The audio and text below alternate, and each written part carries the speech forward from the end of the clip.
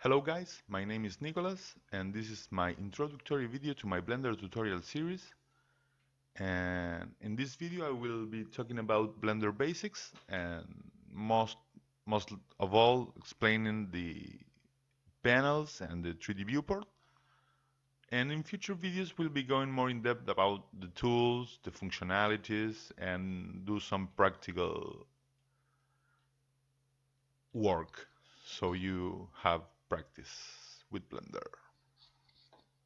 Now, what you first see in Blender is the 3D viewport that contains a camera, a cube, a lamp, and a grid, and this little pivot here. These are the axes,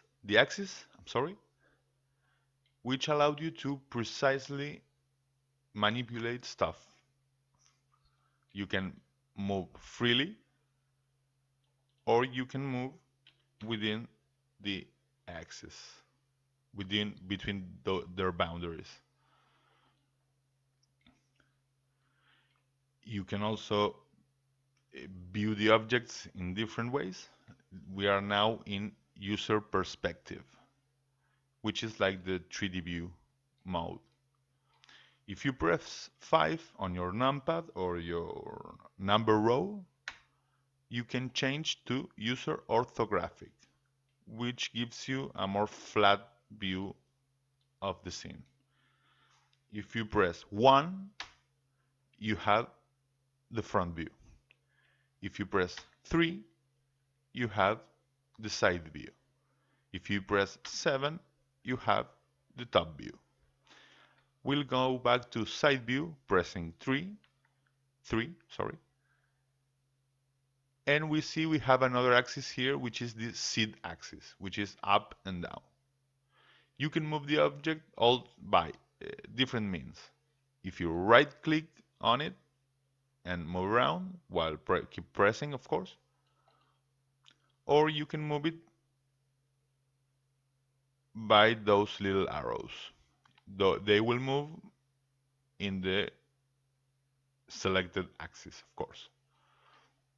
You can move it in the X direction as well. Let's see what else. You have the lamp here, which is the light source. You have different types of lamps. You have point lamp, sun type, spot. Here in the preview you can see the way they behave. Hemi-light and area light. More on this subject in future videos. Well, let's go about the panels now. You have the information panel here, which contains different submenus like File to make a new project, Open, Open Recent, Save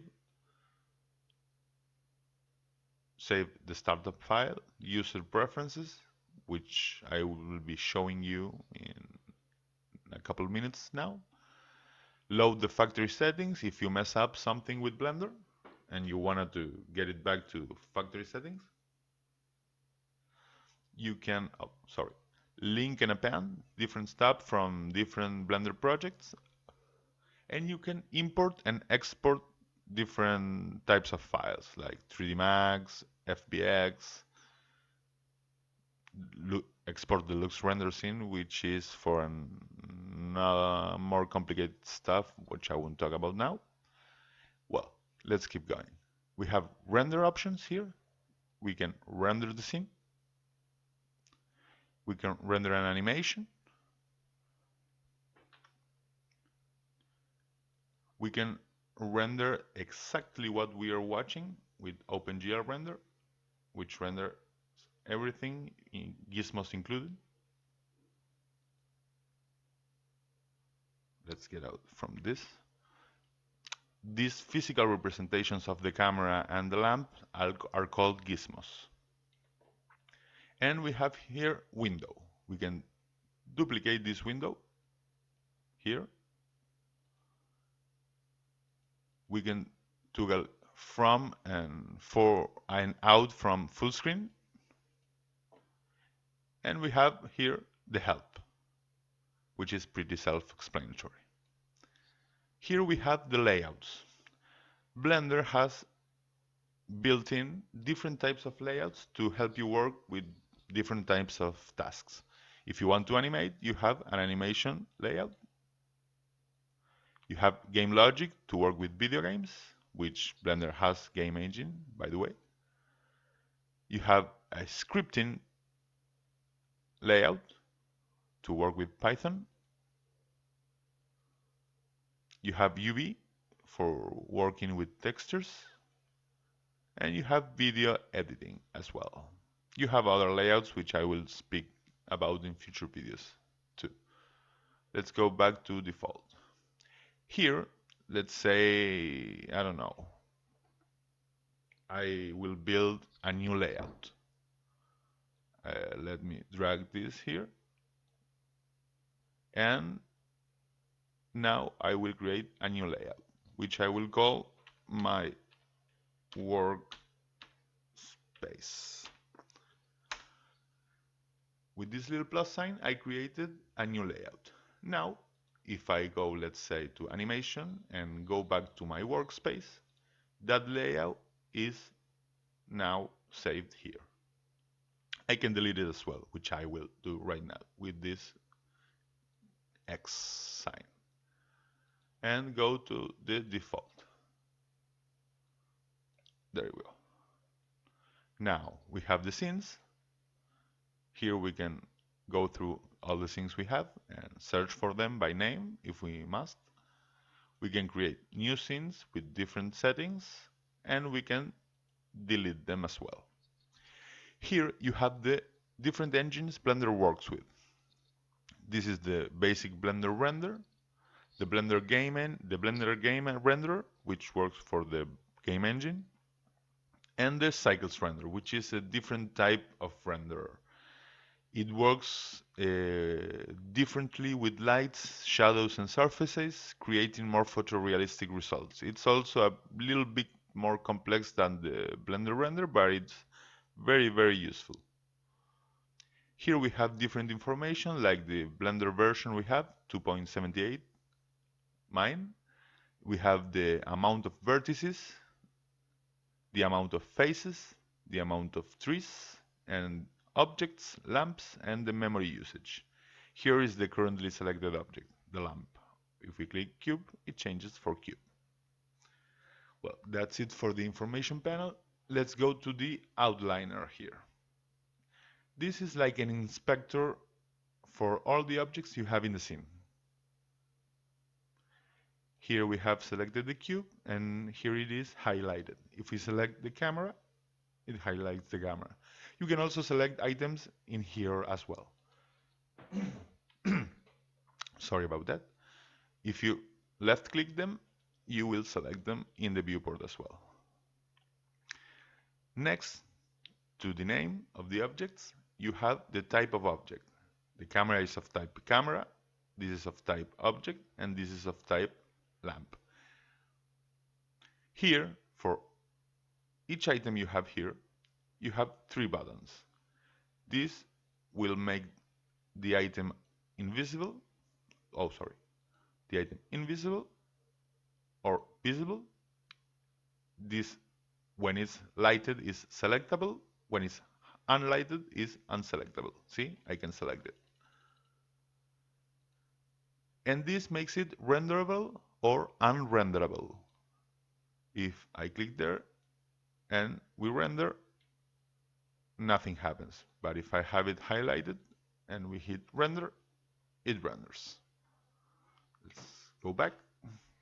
Well, here you have a very useful search bar for when you have multiple objects in the scene and you don't want to go scrolling between lamp 1, 2, and 3. You can write here, I will type cube, and automatically isolates the object I was looking for. In this case, the cube. Well, let's delete that. And that's pretty much it about the outliner. Here we have the properties panel. This is a fairly complicated panel because it has a lot of options. It may seem daunting at first, but you get used to it. You don't always use every single panel. First, we have the render settings and uh, buttons. These two are the same than these two. See, if I hit render, it renders, of course. You have the method of display, full screen, image editor, new window, keep UI. The dimensions, now I have 1920 by 1080. The frame range, which is at what frame the animation starts and at what frame it ends. Frame step, frame step, frame rate. You have different types of frame rate. You can also make a custom frame rate. The aspect ratio, anti-aliasing for the scene. If you don't know what it is, I will explain in future videos. Motion blur, shading, performance, post-processing, metadata, output, bake, and freestyle, which I don't really know what it is. Draw stylized strokes using freestyle. This I think is for drawing with a pen tablet or something. We have render layers, scene data, the world options, ambient occlusion, environmental lighting, indirect lighting. These are the objects options, display. Let's say, I'll talk about it later. I don't want to put too much information. Constraints, modifiers, which are very, very useful. Object data, materials, textures, particle systems, and physics. Let's leave it at that for now with the properties panel. Here you have the timeline to work with animations. These are different options for frames, playback, set markers. Have start of animation, end of animation, current frame, the classic play, go backwards and forwards, go to the end, go to the beginning. These are different types of displaying or of playing the animation. I will talk about them later. You have the auto key button here, type of keyframe, and key rings. Well, let's not talk more about that now. And here we have the tool shelf, which is cool, but I don't use it very much because I prefer to use shortcuts to speed up my workflow. We have here different shelves with different types of tools in them. In the first one, the tools shelf, we have translate, rotate, and scale. Translate is for moving, which is doable with the shortcut G. If you press G, now you can move the object around. If you press R, you can rotate the object. If you press S, you can scale it up and down. Then you have duplicate for duplicating stuff, which is also doable by pressing while selecting an object, Shift and D. You can delete stuff with the X shortcut. I will delete this so you can see. There it is. Control C for undo and Control Shift C for redo. What else? You have the create shelf here, which is the same as to press Shift A, and you have the same menu here, as you can see. Here you can create the primitives, curves, armatures, empty, camera, lamp. You have different options. You can set the relationships between objects here. You can insert or remove keyframes. add physics, and use the grease pencil, which I will talk about more later. What else? Here, this is an important window, and I will show you why. Let's say I create, sorry, wrong shortcut. Let's say I create a UV sphere. You can notice here that it created it right where my pivot was. The position of the pivot is important when you're creating new objects. Now, what I was going. Here you have different options for the recently created object. In this case, a UV sphere has segments, rings, and size.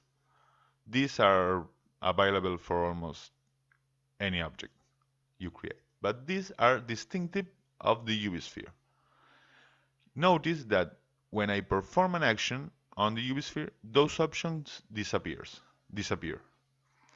Those options are available only on creation of the object. Let's do it again.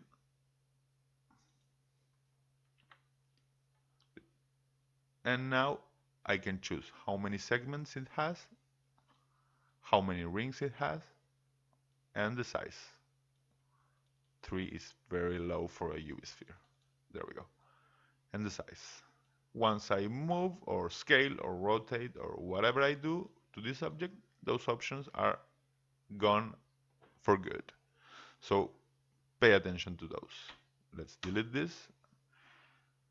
By pressing Shift S, I get this snap menu, and I will use it to put my cursor to the center of the view and recreate my cube exactly as it was. Well, I guess for this tutorial, that's it. I don't want to overwhelm anybody with too much information. In the next video, we'll be doing some practical stuff with this little cube here. Well, I hope you have enjoyed this tutorial and that it has been useful to you.